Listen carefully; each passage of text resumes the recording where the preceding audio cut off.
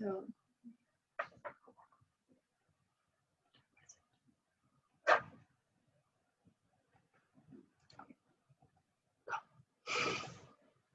tēnā koutou katoa, ko Leslie Campbell, tōku ingoa, no Otatahi Christchurch, Aotearoa New Zealand aho, no reira, tēnā koutou, tēnā koutou, tēnā koutou katoa.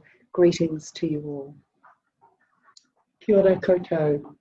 Ko kaimai tōku mauna, ko tauranga tōku moana, ko Mataroa tōku waka, ko Bob Jackson tōku mātua, ko Bethia Faye Renwick tōku whaia, ko John Jackson tōku tuakana, ko Brett Sewell tōku tānei, ko Restorative Justice Otatahi, te mahi ko Jen Cato aho. Nō reira, tēnā koutou, tēnā tātou katoa.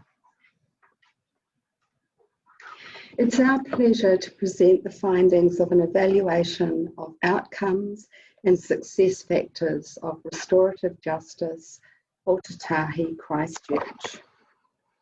We're going to look at an overview of the evaluation purpose and methodology, describe the participants of the conferences as well as the respondents, describe the outcomes, the immediate, intermediate and long-term outcomes, and the success factors that contribute to those outcomes. And then Jen's going to talk about what works and going forward.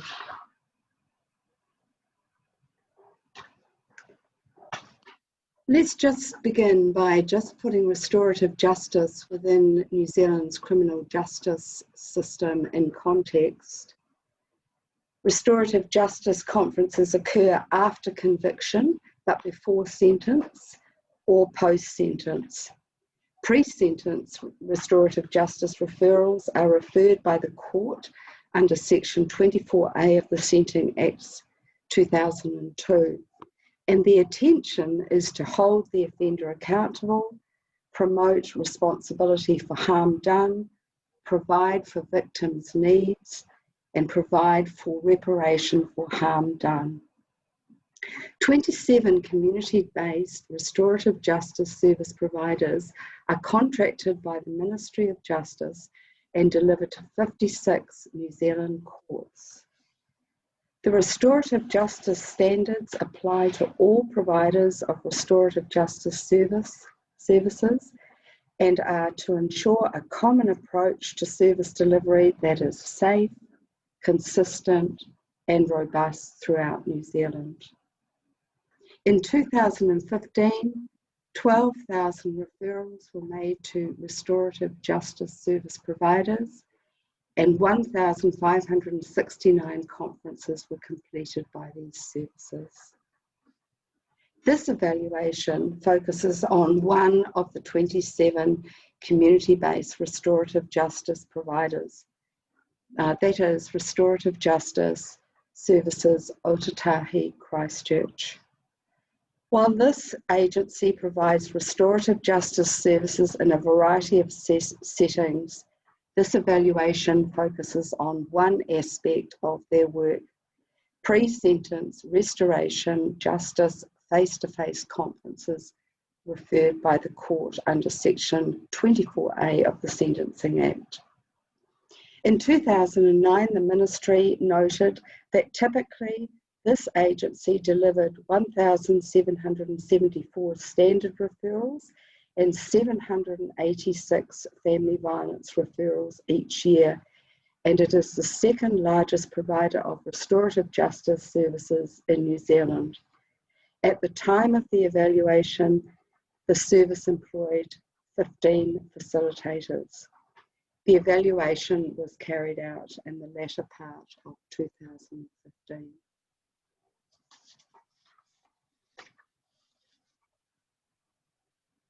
The purpose of the evaluation was to assemble an evidence base of the impact and success factors of this service that will inform stakeholders' future investments and operational decisions about the service's direction, goals, and allocation of resources. This positions the evaluation to enlighten us about, we're hoping to learn about the inputs and processes of the process that contribute to outcomes. It is accountable. We are going to surface outcomes achieved by the agency to be accountable to funders, to service users, and to citizens. And it's utilisation focused. Each step of the evaluation, the design, the delivery, the analysis and reporting, we kept service users in mind. Because the evaluation focused on success factors and results, we used a hybrid of different approaches to achieve the purpose. Firstly, the qualitative impact assessment protocol gathers evidence about the contributions of the inputs and activities to the outcomes achieved. Respondents were asked to talk about the main outcomes they have observed, as well as what they perceive as the main drivers of these outcomes. The reasons for using this approach was QIP is well suited for impact evaluation, and because of the nature of the investigation, it was not possible to interview a control group. We also used the success case method. This identifies the most successful cases and examines them in detail. There are a number of case studies in this evaluation that demonstrate this approach. And the third approach is a logic model, a program theory or theory of change model. These are graphic representations of an intervention that describe how it works to achieve the outcomes sought. It includes a chain of results, inputs, activities, short, medium, and long-term outcomes. Logic models approach focuses mainly on the short-term outcomes over which a single restorative justice entity has the most control. Such theories of action make assumptions that if short and medium-term outcomes are achieved, then it's likely the intervention will contribute to longer-term outcomes, such as reducing recidivism.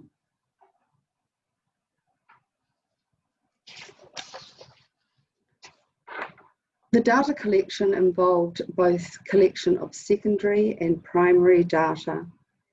We reviewed the literature to develop an empirically based program theory. We reviewed agency documents and in particular looked at conference reports and evaluation forms, and also accessed the summary of facts and sentencing outcomes. The primary data was collected from stakeholders within Restorative Justice Otatahi Christchurch and some of the participants who had participated in the Restorative Justice conferences. Both qualitative and quantitative data methods were used, and one of the advantages of using both of these types of data is their complementary nature. The what of the service is described by the quantitative data, and the qualitative data describes the why and how of the service. 16 respondents were interviewed, including a range of people who held various positions in the agency and people who had experienced harm and people who caused harm. The agency stakeholders were purposefully selected on the basis that they possessed a body of knowledge, experience, and diversity of perspectives on the restorative justice process and outcomes. Representatives from the board, from management, the coordinators and the facilitators were interviewed. And the aim was to maximise variability in order to gather multiple perspectives on the impact and the dimensions of service that contribute to the service's effectiveness.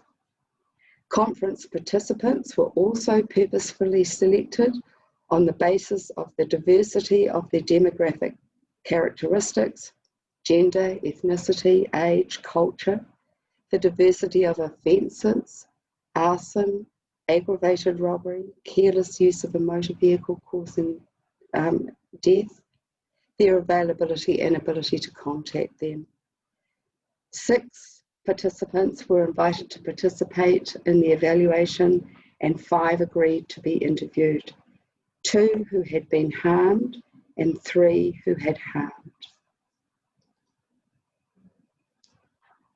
Various types of reports were examined during the evaluation.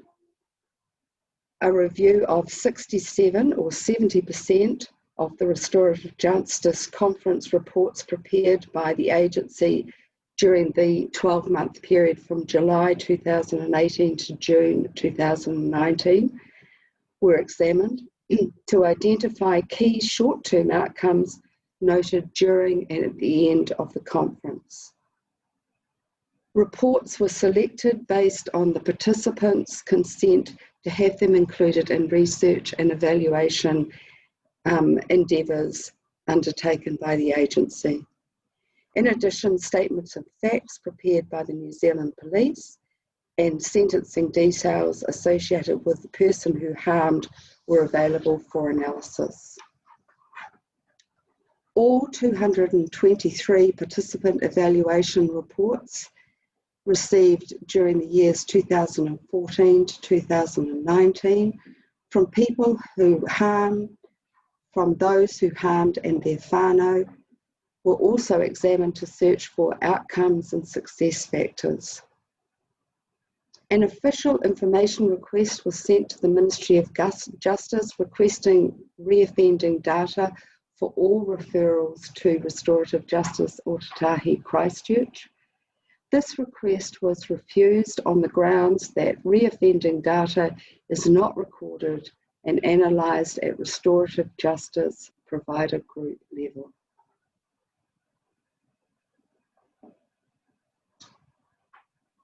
Let's provide some information about those who participated in conferences facilitated by Restorative Justice Services Otatahi Christchurch. Of the total number of conferences reported in 2019, people who harmed, 37% were male, 42% were female, 6% had multiple victims of both genders, and 15% were institutions, for example, churches, schools, utility companies. And for people who harmed, 85% were male and 15% were female. Who attended these conferences? In 77% of the cases, both the victim, the offender, and the whānau were present. The literature tells us when all 3 stakeholders are present in the Restorative Justice Conference, they meet their own needs to make the conference fully restorative. It is a process of the 3 primary stakeholders interacting, making meaningful emotional exchange, and joint decision-making about the results in the process that makes it fully restorative.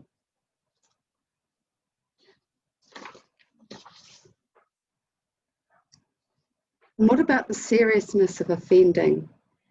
Offences within the conference reports for which the offender was convicted were analysed.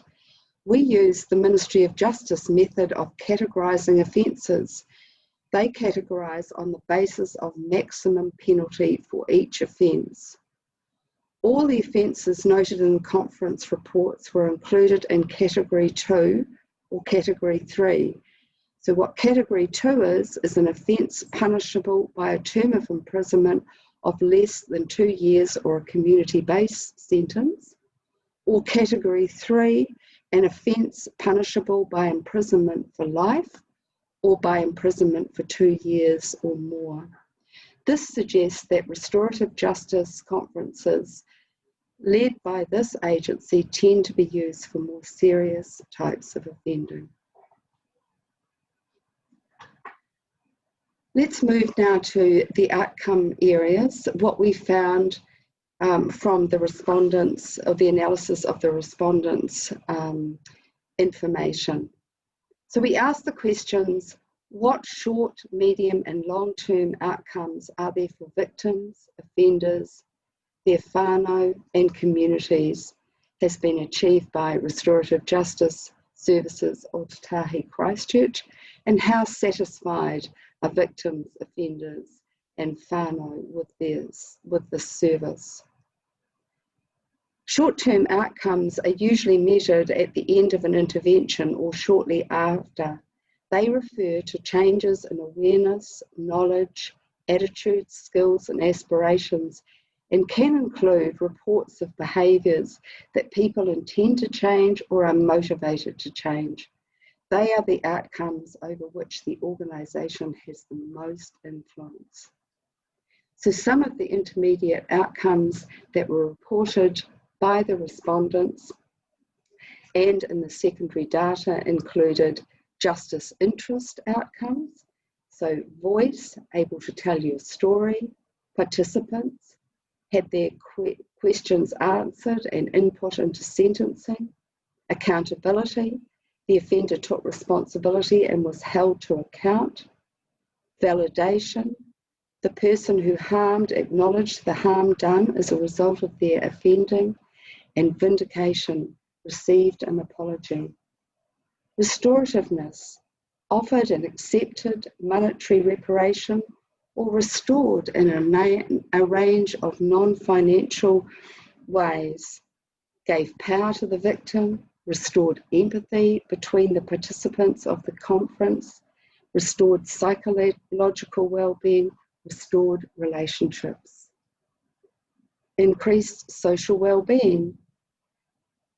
For example, whānau, reconciliation, social bonds between the victim and the offender, and more humane and less stigmatised views of each other. Increased psychological recovery. For example, increased hope, high levels of closure, increased feelings of safety, and decreased feelings of anger. High levels of participants either motivated or had taken action to address their criminogenic and other needs. And information contributed to sentencing. Under the Sentencing Act, the judge must take account of the contents of a restorative justice report when considering sentencing.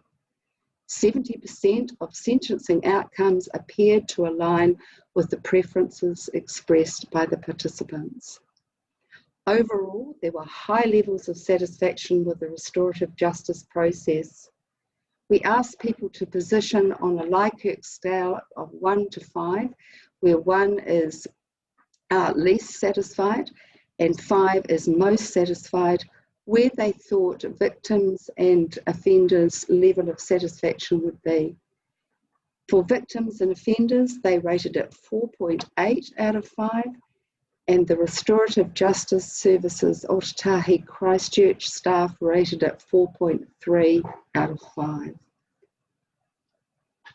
What of intermediate outcomes? Intermediate outcomes are measured several months after the restorative justice brief intervention. And in these cases, the restorative justice intervention is one of a number of factors contributing to the medium-term outcomes achieved by the participants. Several intermediate outcomes were identified by the respondents as well as in the secondary data. Improved social well-being, improved family relationships, ongoing relationships between the offender and the victim, increased psychological well-being. The restorative justice process gave people reassurance. This reduced their anxiety and distress, a reduction in negative emotions that help people to move on with their lives and not dwell on the offending. Criminogenic needs addressed, changes in behaviours and attitudes that underpin the offending as a result of completing a program. more pro-social behaviours, more evidence of a social conscience, stopping alcohol and drug use, and reparation agreements completed. Completion of the actions noted in the restorative justice reports. For example, if jewellery was stolen and they made a commitment to give restitution, that had happened. What about the long-term impacts? Respondents were asked, what are the broader impacts that victims, offenders and their whānau experience as a result of participating in the brief intervention delivered by this service? The theory of change model tells us if we can achieve immediate outcomes, then there's every chance that intermediate and longer term outcomes will be achieved. So some of the longer term outcomes that respondents spoke about: reduced rates of crime and imprisonment and harm. And we noted that the Ministry of Justice, Restorative Justice Research, noted on restorative justice services, noted a 15% reduction in offending compared to the control group. Community wellbeing, increased safety as there's less offending and people use restorative processes to resolve differences. Increased social capital, procedural fairness increases trust, and trust increases a person's identity and participation in their communities. Restorative justice is perceived as more procedurally fair than other interventions in the criminal justice system, and therefore has the capacity to contribute to community building. A restorative justice focus in the community, less conflict and more mediation processes used by citizens, and economic benefits. Restorative justice saves money by diverting people away from prosecution, reduces reoffending, reduces the number of people in prison, and by diminishing their health and mental health service costs, as well as loss of work.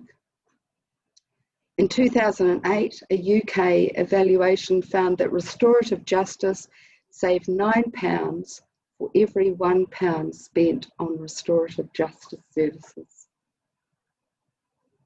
So what works to achieve such outcomes? The empirical and experiential evidence shows that pre-conference preparation is one of the drivers to inform outcomes. It clarifies the participants' expectations of what they want to do at the meeting, assures their safety, and enables them to confidently participate in the conference. The majority of participants reflected that pre-conference information empowered them to confidently contribute at the conference. Services is underpinned by principles. Safeguarding, for example. Most of the respondents stated that a safe environment had been created by utilising a dual facilitated model, careful pre-conference selection that assessed the physical and emotional risks for participants, and providing an environment that is emotionally and physically safe to enable people to talk openly about the offending and its effects. Procedural fairness. The majority of participants believed they were treated fairly and impartially. And voluntary participation. Respondents noticed that self-determination resulted from their voluntary participation throughout the process. Third, participant-led, face-to-face, three-step restorative justice process.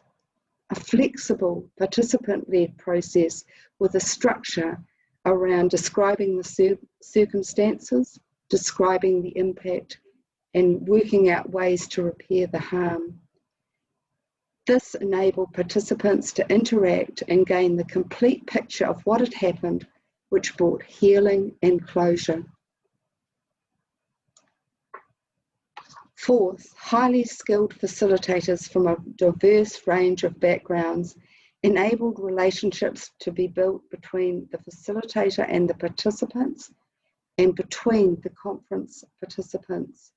They did not dominate the meetings, but rather allowed the dialogue to emerge between the participants and their support people.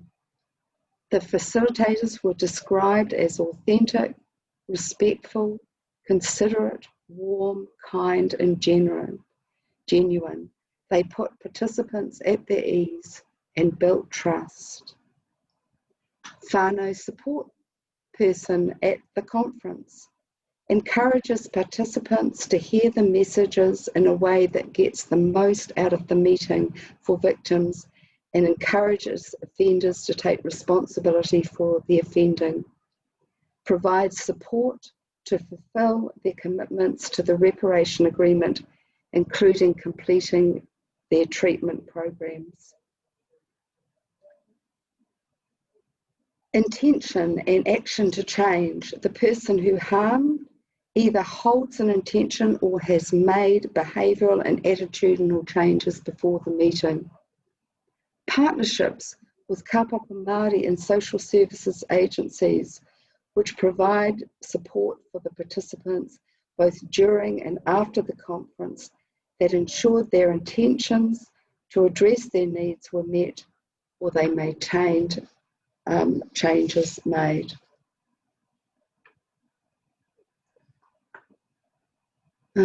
Preparation of a restorative justice conference. A report is sent to the court as a record of what transpired in the restorative justice meeting.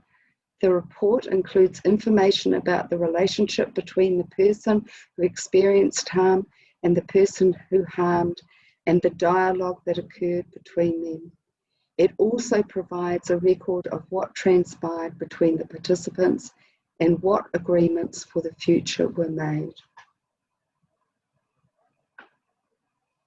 I want to end by looking at the program logic for restorative justice, Otatahi Christchurch, which includes inputs, activities, and the immediate, intermediate, and long-term outcomes. Previous research has shown that there is a cause and effect relationship between the achievement of immediate outcomes and the realization of medium and long-term outcomes.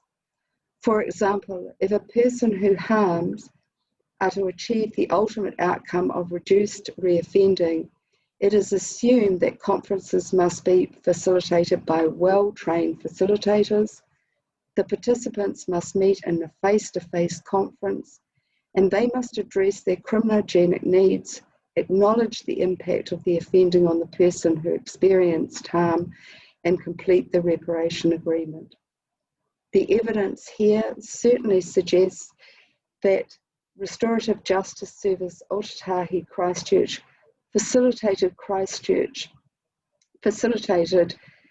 achieved desired immediate outcomes for the participants, and therefore we can assume that the intermediate and long-term outcomes will probably follow. Thank you.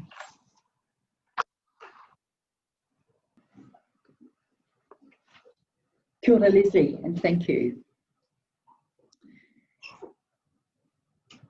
Restorative Justice Otatahi was born out of the work of a group of people in the community with knowledge of Indigenous restorative justice practices in Aotearoa and around the world. People who were passionate to do justice differently from the way of the Eurocentric New Zealand legal system. For 21 years, Restorative Justice Otatahi, a non-government organisation, an NGO, has been working in the restorative justice space in Christchurch. Restorative Justice Otatahi's passage to adulthood has included thousands of earthquakes, big and small, and multiple workplace moves, mosque shootings, and now a pandemic. Throughout, the organisation has retained the commitment to being grounded in the community and to responsive and agile practice. Restorative Justice Otatahi does work of all sorts: referrals from courts before people are sentenced, referrals after people are sentenced, referrals from workplaces and schools, referrals relating to pollution of the natural environment. Before and after sentencing referrals cover the gamut from fraud, theft, driving causing injury and death, to family harm, sexual violence, murder. Dr. Leslie Campbell's research shows that restorative justice Ōtautahi's work is respectful, mana enhancing, and contributes to psychosocial well-being outcomes. Relationships between people are at the heart of restorative justice work. At its best, the work demonstrates values of tika and whanaungatanga, respects people's lived experience, trusts that they and their whānau have the capabilities to address wrongs done, and recognises Māori lived experience of intergenerational grief, and that healing the past comes before building the future.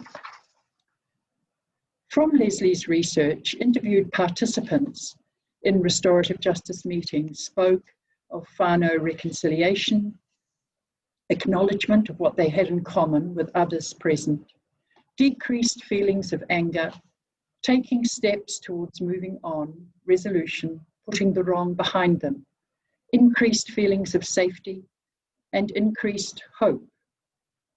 Working alongside whānau ora agencies and social service providers, the work of restorative justice Ōtautahi contributes to sustainable, transformational change in our communities. From the New Zealand Crime and Victims Survey, March to September 2018, I have some stats here. The Ministry of Justice acknowledges that the criminal justice system isn't working and is working with other sectors of government on how it might do better. So over a 12-month period, 4% of the adult population experienced 47% of crime and experienced 67% of all interpersonal crime. This 4% was equally women and men. 26% of it were Māori. Māori make up 15% of the population. 42% was aged 15 to 29 years, and that age bracket makes up 24% of the population. 49% had never been in a civil union or never married, and that percentage of the population is 26% of people have never been in a civil union or never married. And of that 4%, that 4% described experiencing high levels of financial and psychological stress, low life satisfaction, low feelings of safety. And some of these issues we've seen restorative justice can contribute to addressing. From the Safe and Effective Justice website of the governments, we see Aotearoa New Zealand has one of the highest imprisonment rates in the OECD. There are around 220 people in prison per 100,000 people here in Aotearoa New Zealand, compared to the OECD average of around 147 people in prison per 100,000 people. Māori are overrepresented at every stage in the criminal justice system. Māori are 38% of people proceeded against by police, 42% of people convicted, and 51% of people in prison. Māori are 15% of the population. Most people who have been in prison have experienced violence. 53% of women and 15% of men in prison have experienced a sexual assault. 77% of people in prison have experienced violence. What percentage of Māori in the New Zealand Crime and Victims Surveys, most highly victimised 4% of the total population, are also part of that 51% of people in prison? These statistics show that people are not necessarily victims or offenders. People who have been harmed may do harm too. Life is more nuanced, subtle, messy, complex, and ultimately more wonderful than binaries. Acknowledging that people are more than victims or offenders by changing the terminology, the words we use in our restorative justice work, is simply a beginning. It's high time to shift the New Zealand justice system's focus from individual victims and individual offenders to families and relationships, to responsibilities of extended families and communities. It's time for the justice system to trust and value whanaungatanga. Some challenges for all of us, and here are some particular challenges for restorative justice work. We need to continue to be alert to the possibility of and resist the institutionalization and compromise of restorative justice work by the current Eurocentric legal system. An example, the New Zealand legal system's way of operating with levels of charges, with guilty pleas and court processes, and the time these take impedes restorative justice work, which in essence needs a largely agreed upon account of an event, and the people responsible for the wrong and the people hurt by the wrong willing to meet in a safe space and talk about it. Swift resolution of wrongs done stops escalation of hurt, addresses whakamā, shame, embarrassment, loss of face, and restores balance to relationships and cultural values. We need to continue to build on making equity our guiding focus in restorative justice assessments, introductory meetings, and conferences. The following strategies are useful. We need to make and nurture relationships, to commit to reciprocity, to share power and resources, to support Māori aspirations, to foster cultural good manners, and to ensure overall equitable outcomes. And we need to support the work being done currently around the country to weave a new hybrid law of Aotearoa from Tikanga Māori, the first law of Aotearoa, and New Zealand common law. To end, a karakia gifted to us by Marge Wong. Kia hora te marino, kia whakapapa paunamu te moana, hei huarahi mā tātou I te rangi nei, aroha atu, aroha mai, tātou I a tātou katoa.